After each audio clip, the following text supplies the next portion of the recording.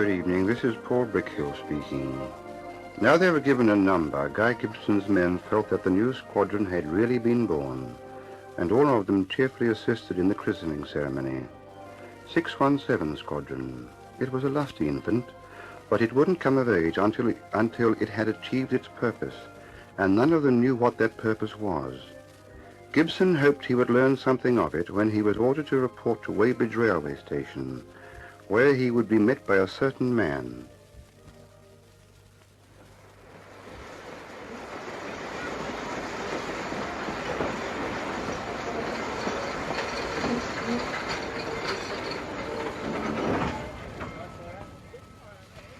Hello, Guy. Mutt. Mutt Summers, eh? Are you the man I'm looking for? Well, if you're the man I'm waiting for, I am. I've got the car waiting outside. Come on. Where are we going, Mutt? Vickers Works. Vickers? Oh, I don't get it. What's all this about? Well, you'll find out. You wanted to be a test pilot for me once, remember? Sure, I remember. Seems a long time ago.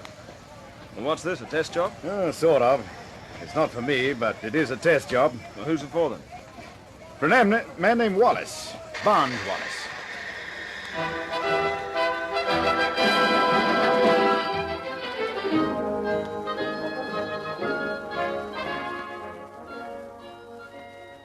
I'm glad you've come, Gibson. Now we can get down to it. There isn't a great deal of time left. I don't suppose you know anything about the weapon? Weapon? I've never even heard of a weapon. In fact, I haven't heard much about anything. Huh? Don't you even know the target? Not the faintest idea. Oh, my dear boy. Oh, my dear boy. Well, that makes it very awkward. Well, after all, Mr. Wallace, if I'm the man to do the job... I know, I know, but this is dreadfully secret. And I can't tell anyone whose name isn't on this list. This is damn silly. Oh, you'll get used to that. Well, I'll tell you as much as I dare, and I hope the AOC will tell you the rest when you get back.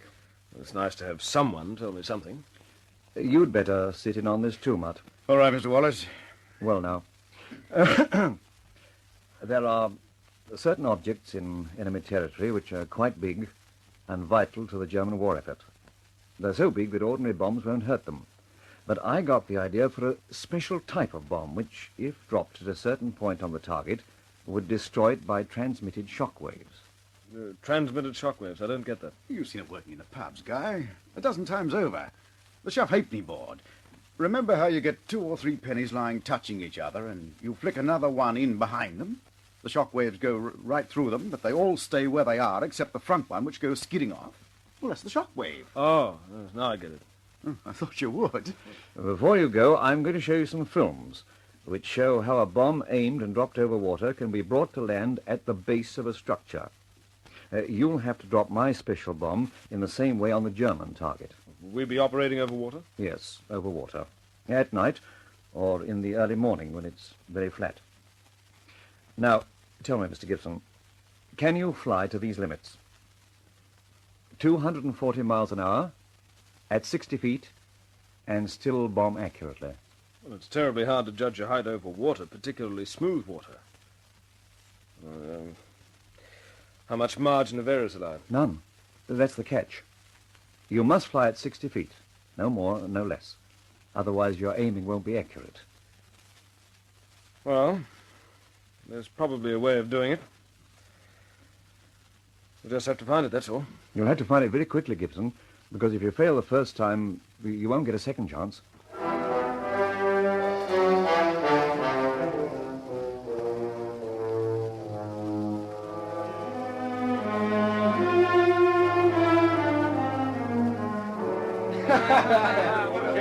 How do you know what he said? Anyway. Here's the group car coming in. All right, boys. Break it up. Come on, break it up. I've got some more information about this assignment of ours. Oh, it's good. I think I what it was. Not all the information, but some of it. We've got a lot of problems to solve, and I can't solve them all by myself. So I want the benefit of your experience. If you've got any ideas, let's have them. What's the problem? Right. Here's the first problem. We will have to bomb in the early morning or late night, possibly in mist. What are the best conditions for training? Oh, I'd say moonlight, Guy. Moonlight, that's not bad idea. But you don't get much reliable moonlight in this country. True enough. Couldn't we stooge around in dark glasses? Oh, it's not so good. I've tried it. You can't see your instruments properly. Just a minute. I seem to have heard about a new type of synthetic night training. They put transparent amber screens around the perspex. And the pilot wears blue glasses. Oh, yeah. I believe it's just like night flying, but you can see your instruments. Now, I'll see if Satterley can rake up the equipment for us. Now, the next problem is that we've got to come in over the target at 60 feet. What? 60 feet? That's blue murder, Guy. I know. But that's the way it's got to be done. Oh, hell, Guy, you can't navigate at that height. What do you mean you can't navigate? Well, when you're flying as low as that, you can't see much of the area. So you'll need large-scale maps, plenty of detail. That's another problem. With large-scale maps, you have to keep folding and unfolding. They're too big. Oh, it's all right. You can get strip maps. Put them on rollers. You know, like a window blind. Right. Now we'll settle on that. Large-scale maps in strips and on rollers. I'll organize it. The next point is we'll be flying over water. Oh, water! Oh, yes. That means we'll have to do our training over the lakes and fens. Astle, I want you to do a series of recce flights over these areas and bring me back as many photographs as you can. Then the boys can start training. Okay, Guy. I'll fix it. What about the regulations? They say no low flying. There'll be a lot of complaints. I'll deal with the complaints. Hey, listen, how do you get an accurate check on your altitude when you're flying at 60 feet above water? I don't know. I'm going to try and find out. And if you bright boys have got any ideas, you might let me know. We'll certainly do that. All right, that's all for now. First flight orders will be posted at 0900 hours tomorrow morning. 60 feet over water and in mist. Holy smoke!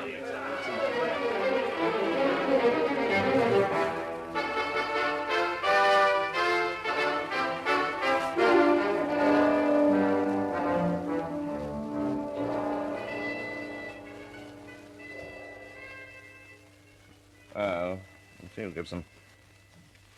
Oh, come in. Sit down. Thank you, sir. Well, how are you making out? All right, except for one thing. What's that? Barnes Wallace tells me we've got to come in over the target with water underneath us at 60 feet. No more, no less. Yes, that's right. There's no margin of error. I haven't yet found a way of doing it. If you work on your altimeter, you can be a long way out, especially over Germany. Yes. Yes, I know that. Anyway, we'll think of something. Now, did Wallace tell you anything about the target? No. He was very cagey about that, sir. He has orders to be cagey, as you call it. However, I'm going to show them to you now. You can't train your men properly until you know what they are. But you must keep the knowledge to yourself. You understand that? Yes, sir, I understand. Good. Right. Through here.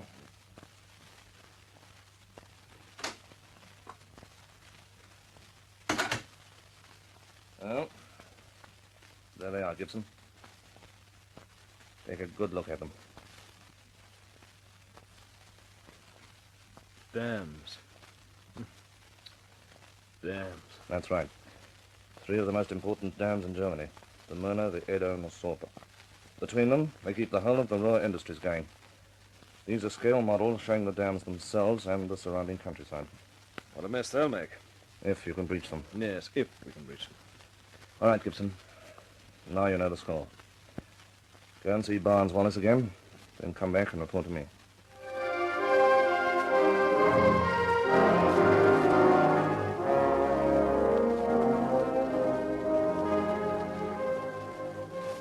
Well, Gibson, how did you get on?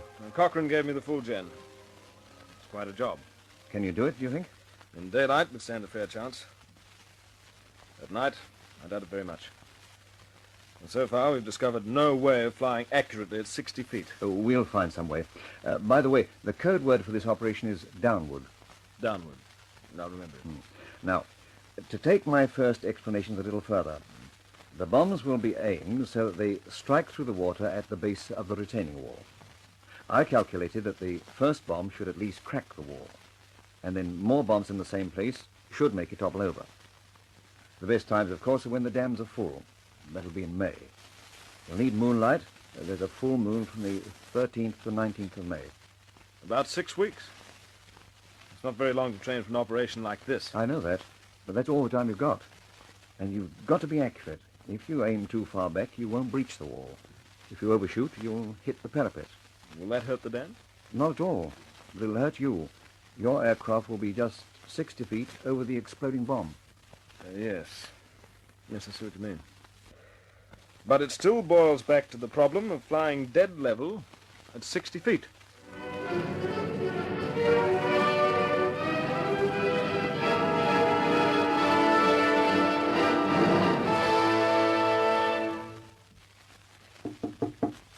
Come in.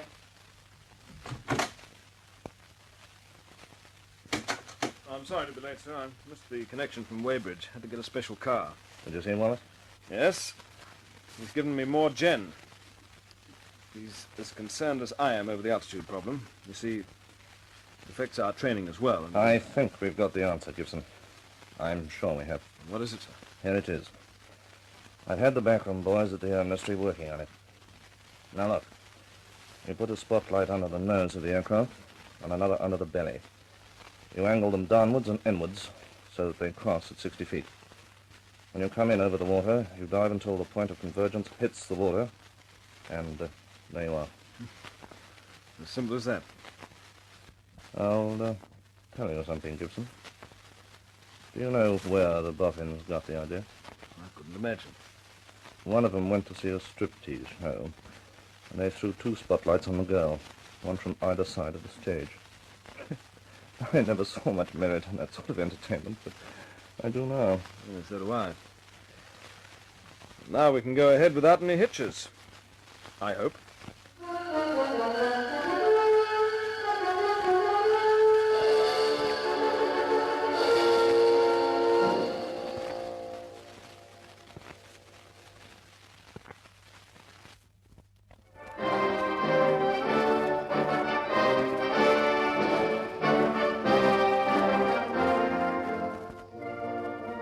Just as the broad outline of Wallace's dam-busting scheme seemed impossible to the authorities when he first expounded it, later the detail of it seemed incredibly difficult to Gibson. But Air Vice Marshal Cochrane was not worried by difficulties.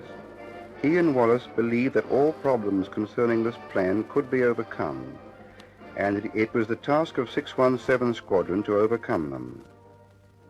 Gibson was given about 6 weeks to have his crews ready to attack the Ruhr dams, sometime between the 13th and 19th of May.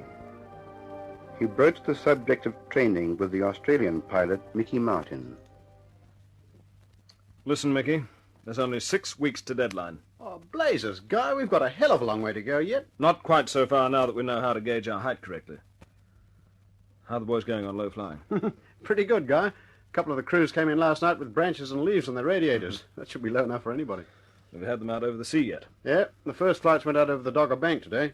Got himself shot up by naval gunners and shore flat. Serve them right.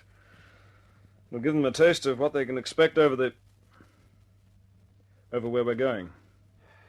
Is it still like that? Sorry, Mickey, it's still like that. Any other problems? Yes, and this one's a big one. The boys have been practicing low-level bombing on the range at Wainfleet. At 60 feet, the drops aren't at all accurate. The boys' fault or the bomb site? The bomb site. I've tested it myself. At that level, there's a big margin of error. Oh, I don't like the sound of that, Mickey. I better talk to Cochrane about it. Tell me one thing, Guy. Yeah? Well, I've been on a few trips in my time, but there's never been one that's had so much briefing or preparation. Now, why is that? Because it's so big, Mickey, it could shorten the war by years, and because if we miss the first time, we'll never get another crack. I'll be away for 24 hours. Keep the boys at it while I'm gone. And for Pete's sake, get us a new bomb site.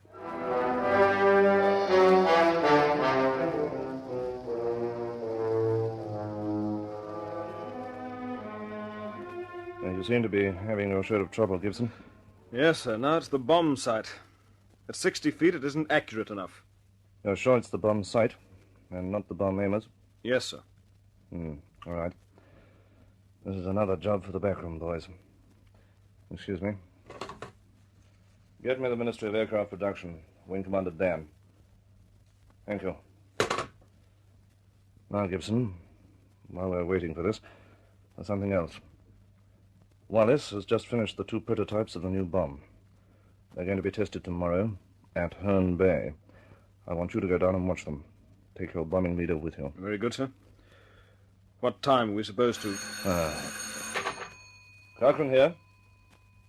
Is that Wing Commander Dan? This is an urgent job.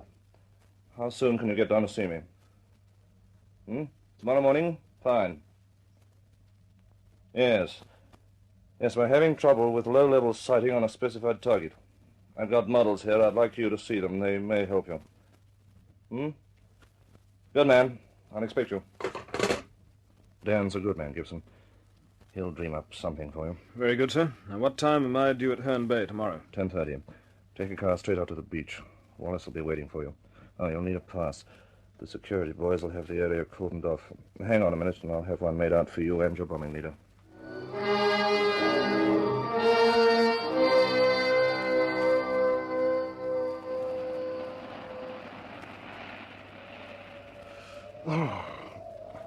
Sorry to get you up so early, Gibson, but the tide's up, and that's the right time. We want to walk out at low tide and see how the bomb stands up to the shock of dropping. And what's the aiming point? Out there, between the 2 white boys. You see? Yes, I see. They're making the run now. There are 2 of them. One's the camera aircraft. Watch carefully now. There'll be a lot of spray, and if the casing cracks, you'll see fragments. He's too high! He's coming in too high! A lot of fragments, you see? Case is broken. I said it wouldn't work.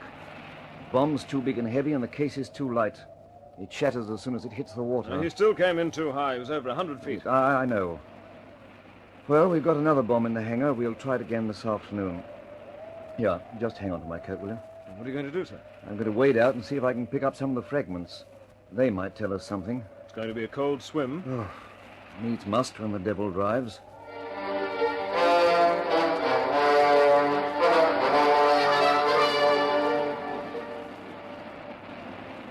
They're making a better approach this time. Yes. Keep your fingers crossed, Gibson. If this casing breaks, I don't know what we're going to do. He's dead on this time. I wait for it.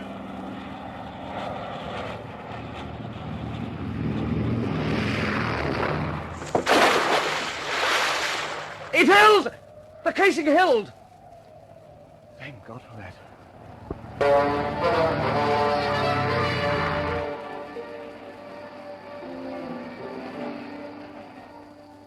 Hello, Chiefy. Like a lift? Oh, I would indeed, Miss Lehman.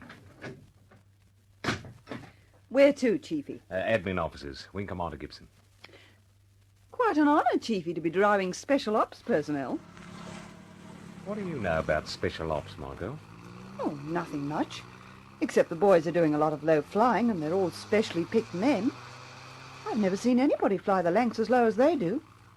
Now, you're a nice girl, Miss Lehman, and I like you. So I'll give you a piece of advice. Squadron 617 is not a thing to talk about. It's dynamite. Understand?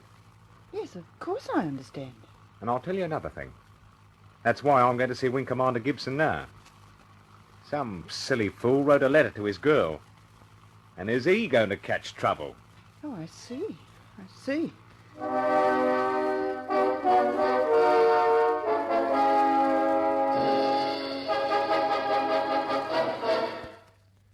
Well, there you are, sir. There's the letter. The sensors picked it up last night. The passages have been marked in blue. Oh, show me. The aircraft have been flying low with special night aids for some special operation. Who is this ruddy fool? One of the fitters, sir. What sort of a man is he? Oh, he's a good type, sir, and a good fitter. I think, sir... Yes, Chiefy? Well, I think if you were to have him up here and tear a few strips off him, he wouldn't make the same mistake twice. In my opinion, sir, well, I think it's just a slip, sir. All right, Flight. Run him up to me. I'll give him a lesson he won't forget in a hurry.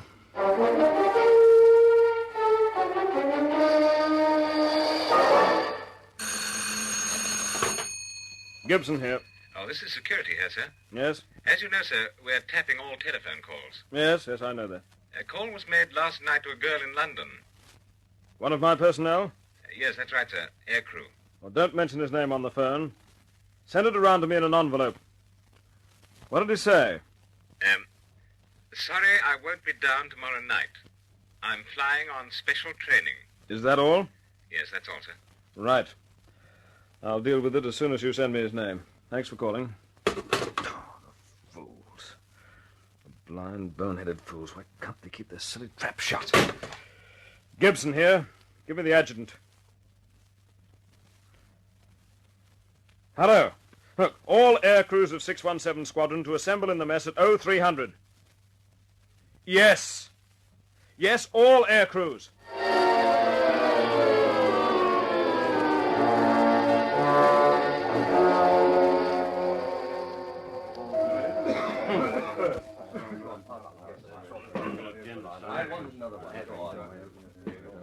All right, chaps. Break it up. I want to talk to you. You there. Stand up on the table. Who? Me? Yes, you, pilot officer. Go on, stand up on the table.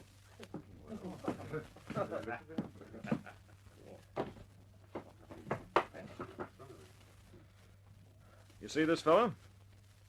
He's a pal of yours, isn't he? He carries badges of rank just the same as you do. He's aircrew, which gives him special privileges. He's a nice chap. Or so you'd think.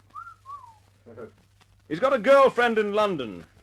He probably carries a photograph around in his pocket. Oh, of course he does. Yeah. She probably thinks he's the last word in heroic British manhood. He telephoned her last night, and while he was telephoning her, he gave her a piece of information that could have cost the lives of every man jack of you.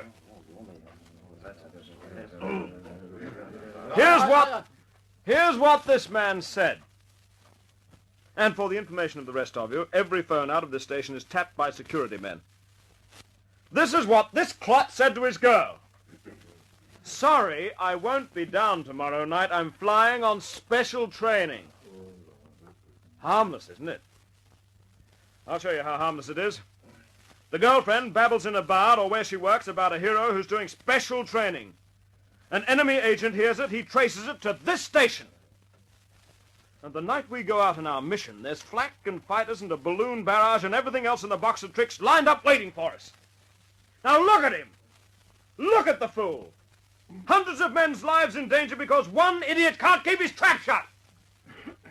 Now, if this happens again with any single one of you, I'll have the man court-martialed and dismissed from the service. That's all.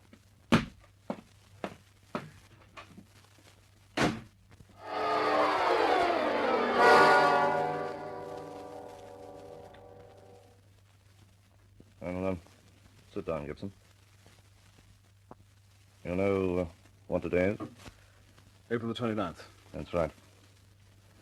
Only 13 days to the full moon. 13 days to the final test. Now then, give me a training check. Low flying? Good, sir. Mickey Mountain's done a wonderful job. The boys can come in, moonlight or mist, over any target and hold the crate steady at 60 feet. Good. Very good. Bomb aiming? Very good. Your man from the Air Ministry made up a gadget for us out of nails and chunks of wood. Well, it was child's play now. How about security? Well, a few minor breaches, but no, it's still good. I see. Well, Gibson, the water in the dams is rising. If you're not ready by the 13th of May, you won't be ready at all. And the raids will have to be put off for another year. We'll be ready, sir. But will Wallace be ready with his Excuse me. Cochrane here. Hello. Yes. Yes.